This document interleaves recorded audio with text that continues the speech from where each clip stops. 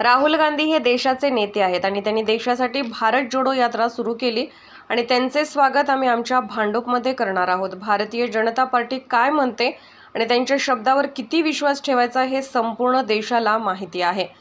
याच भारतीय जनता पार्टीने अजित पवार यांना आमच्या पक्षात घेणार नाही, 70,000चा सिंचन घोटाळा त्यांच्याच मांडीला मांडी लावून ते आता काम करत आहेत। अशोक चव्हाण यांच्या विरोधात भारतीय जनता पार्टीने आंदोलनं केली। माजी सैनिकांच्या टाळूवरचं लोणी खाणाऱ्या अशोक चव्हाणांना पक्षामध्ये घेऊन त्यांना खासदार केलं। त्यामुळे भारतीय जनता पार्टी काय बोलते आणि काय दाखवते याच्यावरती लोकांचा विश्वास नाही। भारतीय जनता पार्टी नाही, ही बोगस जनता पार्टी आहे। राहुल गांधी हे देशाचे नेते आहेत। देशासाठी त्यांनी भारत जोडो यात्रा सुरू केली आणि त्याचं स्वागत आम्ही आमच्या भांडूपमध्ये करतोय।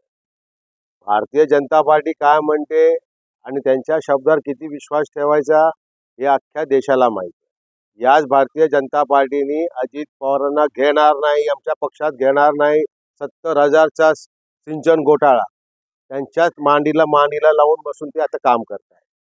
ज्या अशोक चव्हाणांच्या विरोधामध्ये भारतीय जनता पार्टीने आंदोलनं केली की माजी सैनिकांच्या टाळूवरचं लोणी खाणाऱ्या अशोक चव्हाणांना एक 8-10 दिवसापूर्वी पक्षामध्ये घेऊन त्यांना खासदार केलं। त्यामुळे भारतीय जनता पार्टी काय दाखवते आणि काय बोलते याच्यावरती देशातील लोकांचा विश्वास नाही। ही भारतीय जनता पार्टी नव्हे, ही बोगस जनता पार्टी।